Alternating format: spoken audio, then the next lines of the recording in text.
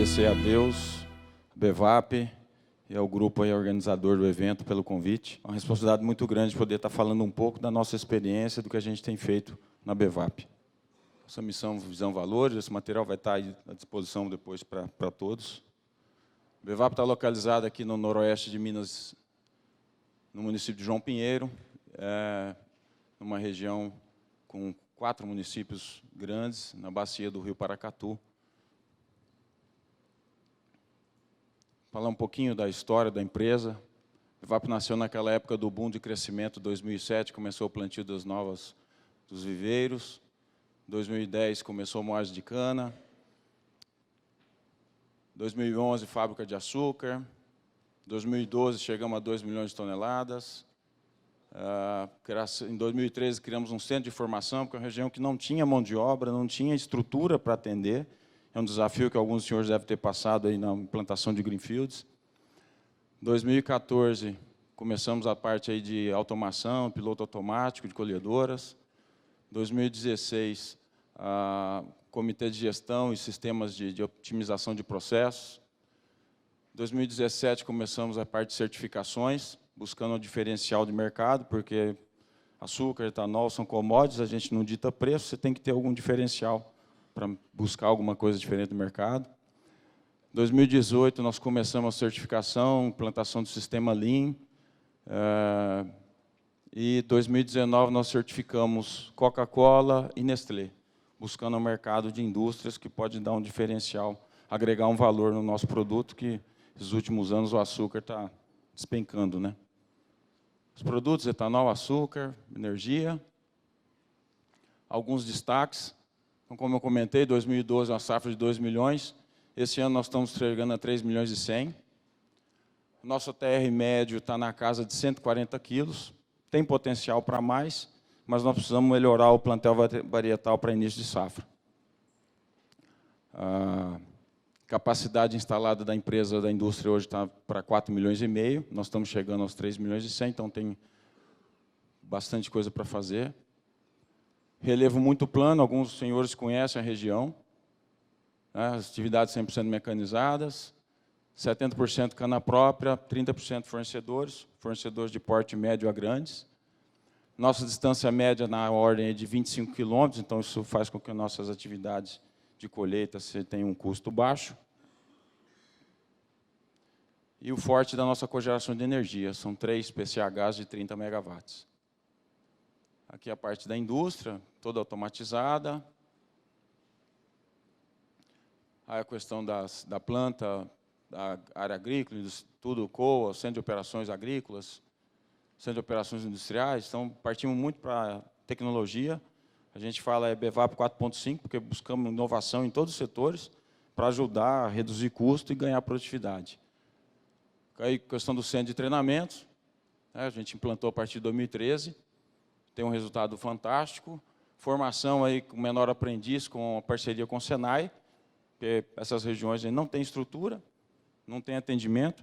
Então, tivemos que verticalizar principais atividades. Eu falo que hoje, na irrigação, a gente não faz rebobinar motor elétrico e consertar transformadores. O restante, a nossa equipe, que está aqui, o Bruno, toda a parte da equipe, faz tudo. Por quê? Porque se a gente depender de terceiros, as coisas não acontecem. E custa caro. Aí as atividades, né, plantio, colheita, tudo mecanizado. A imagem aqui do Centro de Operações Agrícolas, né, todas as atividades monitoradas de todos os equipamentos, 24 horas por dia. A gente distribuiu, aqui está uma imagem, né, um mapa geral, os blocos de manejo. Então, a usina está aqui no centro. Cada cor dessa identifica um bloco independente. Então, as mudanças, deslocamento das máquinas, das frentes de colheitas é o mínimo possível, para a gente poder ganhar rendimento e ganhar eficiência. Tá? É uma imagem, plantio, colheita. A gente tem tiros lá na casa de 3 mil metros, mas procurando limitar em 800, que é o ótimo do rendimento de consumo de óleo, lubrificante para as máquinas, para as operações. Viveiro de MPB, a gente tem trabalhado bastante para buscar sanidade. Quando montou a empresa, usou cana, como todo mundo fez na época, né? Plantou cana, não plantou muda. Constituímos um viveiro próprio, o ano passado, então estamos começando a produzir nossas próprias mudas para multiplicar algumas variedades e novas variedades, principalmente. Estamos um desafio, né, mais uma quebra de paradigma, porque o setor é muito conservador.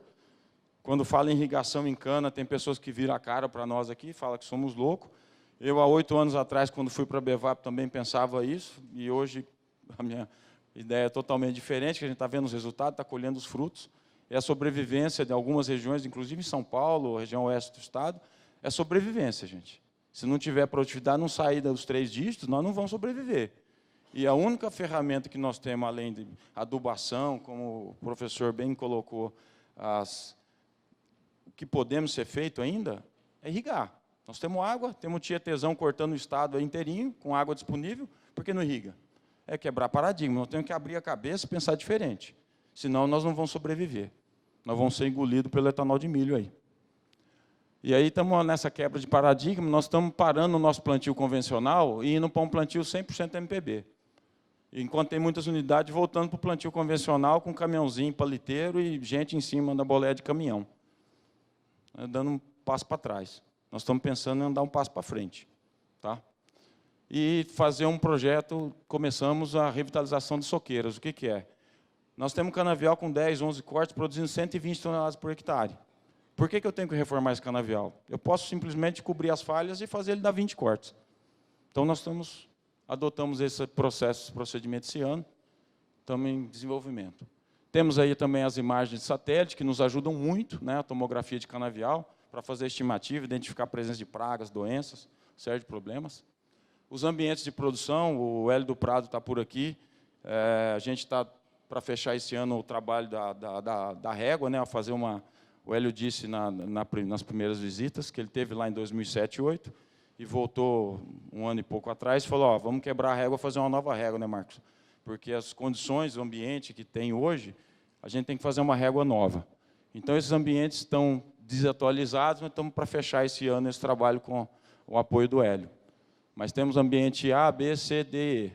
E os ambientes E, principalmente aqui, nós estamos recuperando eles com o uso de vinhaça, que é uma coisa que todo mundo sabe. Demanda investimento, mas dá retorno. 8 a 10 toneladas hectare ano no primeiro ano de investimento. Se paga rápido. Questão de variedades, o Marcos vai ficar bravo, mas como a empresa nasceu, quer dizer, nós ainda temos muita 1842, 7515 e 1816. Porque é o que tinha lá em 2007, 8, 9, 10, quando implantou a usina. Mas isso não impede que a gente tenha alta produtividade e um ATR razoável. A gente pode melhorar? Pode. Nós estamos aqui com várias novas variedades, programas de pesquisa junto ao IAC, junto à RIDES, junto ao CTC, buscando as novas variedades, o que está mais adaptado à condição irrigada, para a gente buscar crescer produtividade e crescer ATR. Aqui a idade média, né? 30 mil hectares, 5,3 cortes, tá? Cana de 11º corte. E, na média, nós temos em torno de 10% a 11% de falha no canavial como um todo. Colheita, pisoteio, pragas e por assim vai. Então, daí a ideia de fazer, principalmente essa cana de 1º a 5º corte, que é o canavial mais nobre, fazer o plantio, que é essa revitalização, eliminar as falhas. Aqui vamos falar um pouco das nossas condições, de 2001 a 2018. Então, nós temos, em média, aqui 1.240 milímetros de chuvas, porém, vocês vejam que tem ano de 1.700, os últimos anos aqui, 2014, 15, 16, 17, chuva na casa aí de 900 milímetros. Então, foram anos críticos da gente, o Udo, que trabalha desde o início também, que é nosso consultor nessa área, a gente chegou a desespero, porque atravessava o rio Paracatu com água na canela. Mas foi uma seca geral o país todo, não foi da região. Esse ano já estamos com um regime de chuva dentro da média de normalidade, mas mesmo assim nós conseguimos crescer 8 a 10% a nossa produtividade nesses anos aí, otimizando, melhorando as condições. Temperatura média nossa na região é em torno aí de 2 graus acima da temperatura aqui de Ribeirão Preto, como referência. Falar um pouco da infraestrutura, né? Nós temos águas lá do Rio Paracatu, Rio Preto, o Rio Entre Ribeiros, o Rio Verde e algumas barragens, que são nossas fontes de de água para irrigação. O nosso sistema de irrigação hoje está montado aí com 91 pivôs centrais, 18 pivôs rebocáveis, 13 lineares, 34 hidrorrols, que fazem água e também aplicação de vinhaça, e 7 áreas de gotejamento, e 17 captações principais que abastecem todo esse sistema, com uma equipe de 250 pessoas para administrar tudo isso. E hoje 4 deles estão aqui comigo, então tem menos 4 pessoas lá para cuidar disso aqui. Então aqui só uma amostra, né, das captações. A gente tem usado esse sistema, que é um dos sistemas mais simples, bombas submersas dentro d'água. Essa aqui é uma captação do Rio Preto, por exemplo. Então você tem a bomba submersa, na época de chuva você costuma ter problema de enchentes. Então a gente vem, recolhe a bomba, recolhe a parte da tubulação e evita o risco de a chuva, com galhada, alguma coisa, causar um prejuízo grande. Algumas áreas a gente tinha um sistema de balsa, mas como o período seco, a água diminui muito, você tem, por questão, a bomba não consegue nem captar água mais. Então, com esse sistema, fica muito mais fácil de trabalhar. Tá? Aqui alguns reservatórios de água, vinhaça, redes elétricas. Você vejam, nós temos aí 48 quilômetros de canais, 140 quilômetros de rede elétrica, internas, fora a estrutura de companhias e tudo mais. Tá? Tratores e muitas motos, a gente está fazendo automação dos pivôs para diminuir. Os pivoristas nossos chegam a rodar 300 quilômetros por dia durante os 7 meses de seca. Complicado. Então, com a automação, a gente vai reduzir um pouco essa quilometragem e melhorar a segurança.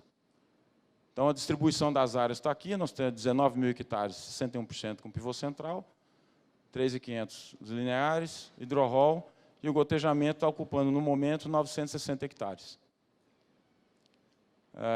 Aqui a questão da pluviometria nos últimos anos, né? Então, na média, considerando as áreas de hidrorrol, que temos que fazer um salvamento, né? E mais as áreas de pivôs, nós aplicamos aí na faixa de 300 milímetros. No pivô chega a 400, 500, no hidrorrol em torno de 200 milímetros. Tá? No gotejo chega a 700 milímetros, principalmente nesse ano tão seco quanto foram esses últimos 2 anos. Aqui uma curva de crescimento, mostrando aqui a resposta, né? Mais água. Então, a gente tem área aqui, mais de 600 milímetros, produzindo aí acima de 147 toneladas. Esse é um ensaio que foi desenvolvido internamente. Aqui um pouco do manejo que a gente está fazendo atualmente. Nos pivôs, em média de 60 milímetros por mês, 2 lâminas. No gotejamento, média de 100 milímetros por mês, né? 25 milímetros por semana. Nos hidrorrol, em torno de 180 milímetros por ano, então, geralmente, 3 lâminas de 60 para garantir germinação, para ela chegar no período chuvoso, perfilhada, para ela poder aproveitar os 5 meses de chuva que nós temos para crescer. E essa cana das áreas que é de hidrorrol, geralmente são colhidas aí, início, máximo até meio de safra. A operação 21 horas, que tem os horários de pico, os 7 meses, aí, que é de abril a outubro, que é o período que não temos chuvas. A suspensão da irrigação aí com 20 a 40 dias, dependendo do tipo de solo e a época do ano que está se manejando essas canas. A eficiência operacional nossa hoje está na ordem de 85%, e todo o manejo tem a base do tensiômetro e o balanço hídrico com as estações meteorológicas. A gente tem equipe hoje dedicada cuidando desse trabalho. Desenvolvemos dentro de casa também. Aqui falando um pouco do manejo da irrigação, né, da planilha que é feito, um acompanhamento diário aí das informações, né? Não vou entrar em detalhe, que eu sei que aqui a turma é especialista no assunto, e o meu tempo também está correndo. Um pouco de adubação, o professor já falou tudo, também é só como referência. O material vai estar aí depois, se vocês quiserem ver. Então, o que a gente fez para melhorar as condições de produtividade nesses 8 anos na BEVAP? Alteamos os pivôs, que eram pivôs para grãos, alteamos o pivô para 3,70 m, trocamos as vigas base, trocamos o sistema de bicos, mangueira flexível e bicos Ayoben. nós ganhamos muita eficiência, ganhamos muita produtividade com isso. É cana de 105 indo para 115 toneladas, é 10% de ganho. Aqui também a avaliação de campo, monitorando, né, a equipe de campo monitorando a qualidade da aspersão e vendo o resultado, a diferença entre um bico super spray e um bico IOB. Tá? Então, aqui você tinha uma oscilação grande, aqui a lâmina é bem mais uniforme nos pivôs. Então, é um trabalho que foi desenvolvido internamente. Nós fizemos todas as mudanças em todos os pivôs que nós temos sob a nossa gestão, e também com os fornecedores parceiros nossos, a gente fez a mesma coisa, deu suporte, deu apoio, passou a informação e eles fizeram esse trabalho. A parte de automação, né? Quais os principais ganhos com a automação? Redução de custo logística, como eu comentei, a questão das motos. Imagina você em 8 horas de trabalho rodar 100 km numa moto num solo arenoso, não é brincadeira, não é para qualquer um. Aumenta a eficiência da irrigação, porque nos horários de pico a gente tinha que estar com o pessoal indo nas captações, nos pivôs, ligando e desligando. Hoje a gente faz isso automaticamente, então você ganha aí 1h30, 2 horas por dia de irrigação dentro do horário normal. Isso é importante. Confiabilidade de dados, porque você tem as informações aqui num tablet, né, no celular. Qualquer lugar que você tenha internet, você consegue acessar, enxergar e, se quiser, ligar e desligar algum pivô. Facilidade da operação e os alertas, né, em tempo real. Antes o pivorista tinha que ficar rodando, circulando para enxergar, o pivô está funcionando, não está, aconteceu algum problema? Não, o sistema já te avisa automaticamente, ele vai direcionar para aquele ponto. Né? Aí a questão de gerenciamento de energia era uma dificuldade muito grande. A gente fez uma parceria com essa empresa, uma empresa de Goiânia, há 3 anos atrás, para surpresa nossa, quando fechamos o contrato, eles fizeram uma revisão nos últimos 6 meses. Energia reativa, todas as cobranças. O que eles acharam de cobrança indevida pela CEMIG, que é a Companhia do Estado, pagou os 3 anos do projeto. Tinha R$380 mil de cobranças indevidas em 6 meses de contas. A gente tem um consumo grande de energia. Então, deu uma confiabilidade muito maior. Todos os pontos, antenas, o pessoal também do COA monitora 24 horas. E aí o gotejamento, né? A gente, no primeiro momento, adotou o gotejamento nas áreas que lá na região são chamadas de calcinhas, que são essas áreas aqui entre um pivô e outro, buscando crescer produtividade nessas áreas. Tá? Então, instalamos 7 projetos, 960 hectares. Algumas áreas, teve uma área de 200 hectares que a gente desativou um pivô rebocável, que tinha lâmina baixa, e instalamos gotejo, mas a maioria das áreas são áreas aqui de aproveitamento nesse primeiro momento. E temos um projeto ambicioso de chegar a 7.800 hectares de gotejo. Então, outras áreas que estão para sair, licença ambiental, ou alguma outorga, alguns detalhes, e o crescimento nos próximos 4, 5 anos, para a gente sair dos 3,1 milhões e buscar os 4,5 milhões, o nosso objetivo é trabalhar com gotejamento. Eu vou falar um pouco por quê. Aqui é a amostra da diferença do crescimento da cana. É visível, né? Cana de gotejamento com a cana do pivô que está ao lado. Cana que está com 6 meses, já com 90 toneladas por hectare. Aqui, os dados das primeiras áreas que nós colhemos, né, o ano passado, que a gente implantou 2017, coisa de 2018, a diferença, nós fizemos um pivô, um solo, um ambiente A mesma variedade, a CSP 5000, não foi para puxar seu saco não, viu, Marcos? É que ela responde muito, você sabe, então é o dado que está, a 5000, e enquanto a gente colheu no pivô 139 toneladas, o gotejo produziu 173 toneladas. Então, essa é a resposta. Por que de estar adotando aí o gotejamento, o resultado que a gente está conseguindo. Aqui uma questão do entrenódio, né? Você vê aqui na área do pivô, o que acontece? A cana cresce muito, e mesmo o pivô sendo alteado, estando reforçada a estrutura, a água não chega na boca da planta, que é a raiz, como o professor Mito estava mostrando. Ela não chega. Então, me dá mais 2 minutinhos aí para eu fechar, porque para concluir. Então, ela não chega. Tá? Então, a cana começa a encarretelar no pivô. No gotejo, não. Ela continua crescendo. porque eu estou pondo a água direto na boca. Então, o ganho é esse. Essa cana que o ano passado deu 170, esse ano o Renê teve lá semana passada, né, Renê? Ela vai produzir mais de 200 toneladas por hectare, com 12 meses. Que a gente está acertando, aprendendo aí a dosagem do adubo. Vou aprender muito hoje com o Emílio aqui. E tem muita coisa para a gente desenvolver ainda. Acho que essa área do gotejo tem muito conhecimento para a gente desenvolver na questão de adubação. Não dá para... Você põe um adubo hoje, espera 12 meses, a cana vai 12 meses tirar adubo do solo. Não tem jeito. Aqui um pouquinho das condições, né? Luminosidade, temperatura. Nós temos cana aí de até 11º corte colhendo. Está projetado a gente fechar esse ano com 105 toneladas por hectare. Aqui as produtividades médias por mês, então ela tem uma oscilação, mas você vê que ela sai aí, mês a mês, ela está essa média prevista aí para esse ano. Desculpa, essa do ano passado, mas esse ano deve estar na mesma situação. Então, a gente consegue, mesmo no final de safra, que é o período mais seco, ter uma produtividade mais alta, manejando os solos mais arenosos no início, os pivôs de lâmina mais baixos no início, e os pivôs de lâmina alta e o gotejamento no meio e final de safra, nos ambientes A e B. Não é segredo para ninguém isso. Aí a safra 2018, os pivôs. Aqui está um dado de 130, porque é o gotejo do ano passado. Teve áreas que colheu com 7, 8 meses. Por causa da idade, tempo de implantação, a gente colheu para poder deixar ela a partir do segundo ano na idade de 12 meses. Tá? Aqui estão os dados das variedades e por estágio. Aqui a TR, a gente fechou o ano passado com 14 toneladas de açúcar por hectare. Nossa meta é passar dos 15, estamos buscando isso. A evolução da empresa, falei, né, 2.600.000, 3, queremos chegar em 4,5 milhões.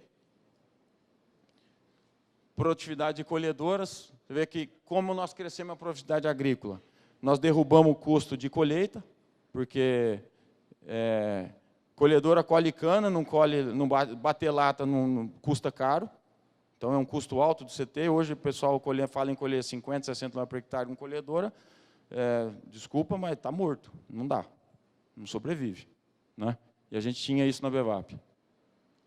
Questão de investimentos, né, hoje, em média, tá, na nossa realidade, implantação de uma área de pivô em torno de R$ 9.500 o hectare, no gotejo em torno de R$ 14.500. Longevidade, o pivô nós estamos considerando o canavial dá pelo menos 10 cortes, no gotejo pelo menos 15. Tá? Aqui acho que tem potencial para 20, porque no pivô nós já estamos colhendo cana de 11 cortes. O retorno aqui é com 4 anos e meio, aqui no gotejo nosso cálculo mostra que em 3 anos ele dá o retorno no investimento. Tá? Então essa é uma diferença grande. E a expectativa aqui, 110 toneladas no ciclo 10 cortes, aqui nós estamos trabalhando hoje com 150 toneladas em 15 cortes. Certo, Daniel?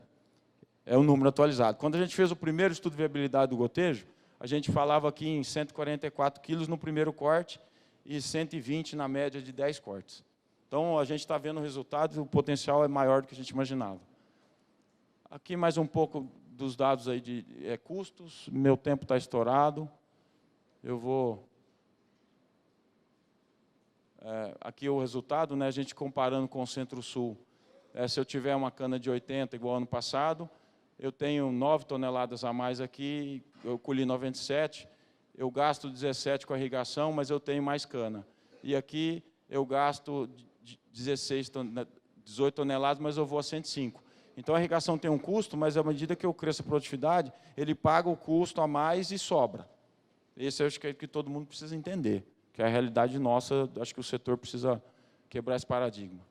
E aqui estamos terminando, só mostrar, 2012 a gente tinha essa realidade, né, produtividade aqui na casa de 80 toneladas, 2019 nós estamos aqui com 105. Todas essas atividades que eu comentei com vocês, que nós fizemos ao longo desses 8 anos. Tá? Era 44% de cana com baixo TCH, veio para 4%, e 27% com alto TCH, veio para 67%. Algumas premiações da empresa, benchmark do CTC, a gente está aqui entre os primeiros indicadores, o rating do BR, da Assist, a gente, menor custo maior rendimento, menor custo de colheita, porque tem cana com alta produtividade, então custo de colheita cai. Bom, é isso. Desculpa ter estourado o tempo, mas obrigado. Se alguém tiver alguma dúvida, eu souber responder. Se eu não souber, a equipe da irrigação, que é quem conhece bem a estrutura, está aqui comigo para me ajudar. Obrigado.